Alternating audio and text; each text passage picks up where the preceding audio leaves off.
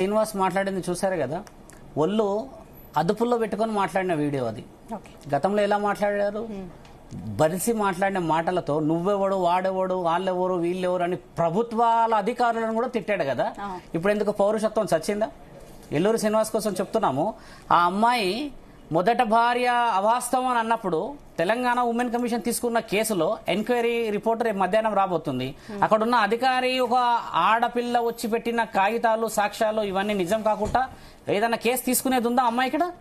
లేదు. కాబట్టి ఆ అమ్మాయి చెప్పిన విషయాలన్నీ చెప్పాల్సిన వాళ్ళకి చెప్పాము, చూపించాల్సిన వాళ్ళకి చూపించాం. అదొక రుజువు.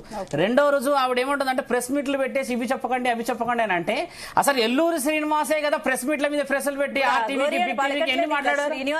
శ్రీనివాస్. మరి ఆయన ఎల్లూరు శ్రీనివాస్ కాకపోతే అఘోరి అనేది ఎక్కడ ఉంది? ప్రస్తావనలే లేదు కదా. ఇప్పుడు వేషం వేసుకున్నంత మాత్రాన, బొట్టు పెట్టుకున్నంత మాత్రాన ఆయన గారు అఘోరి అవుతారమ్మా. ఇప్పుడు నేనంటే ఒక సాధకుడిని కాబట్టి ఆయన అడ్డుకుంటున్నాడు, ఏదో వ్యక్తిగతంగా ఉండొచ్చు అంటున్నారు కదా. ఇప్పుడు చిన్న చిన్న కాలేజీలో చదువుకున్న వాళ్ళు కూడా చెప్తున్నారు కదా ఆయన గారు అవాస్తవం అని చెప్పేసి. ఇప్పుడు ఆవిడ చెప్పిన క్వశ్చన్స్ వల్ల మమ్మల్ని వ్యక్తిగతంగా విమర్శించకండి, మమ్మల్ని ఇబ్బంది పెట్టకండి, మా జీవితం మేము బతుకుతున్నాం అంటున్నారు కదా. కేదార్నాథ్ లో ఎవరున్నారమ్మా బాగా గమనించండి, పరమశివుడే కదా. ఈ రోజు నువ్వు పరమశివుడి వేషం వేసేసుకున్నందుకే నిన్ను ఇన్ని సంవత్సరాల నుంచి భరిస్తూ వచ్చారు, ఒక 1.5 years నుంచి కదా. ఇప్పుడు నువ్వు చెప్పిన సవాల్ ఏమున్నది అక్కడ? ఈ విధమైన రుజువులు ఇవ్వాలి అని నిన్ను చట్టపరంగా రమ్మన్నాం మేము. ఇప్పుడు శ్రీనివాస్ చేస్తున్న ప్రమాదకరమైన మల్ఫే ఇది. మళ్ళీ ఆత్మార్పణం అని ఆ అమ్మాయితో పాటు ఇప్పుడు ఇద్దరు చూడండి, ఆ ఇద్దరి మధ్యలో ఎక్కడ భయం లేదు.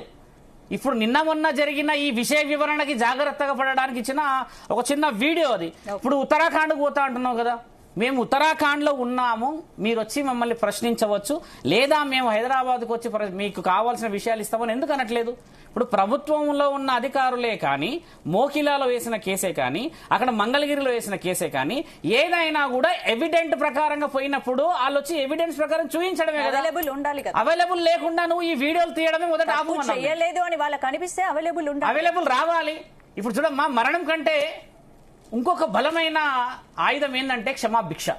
వచ్చేసి నువ్వు అడిగేది అధికారం మన దగ్గర ఉంది కదా. సాధు సత్పురుషుల దగ్గర దాకా ఎందుకమ్మా? తల్లిదండ్రులకి జవాబు చెప్పే బాధ్యత లేదా ఈయన గారికి, ఎల్లూరి శ్రీనివాస్ కి?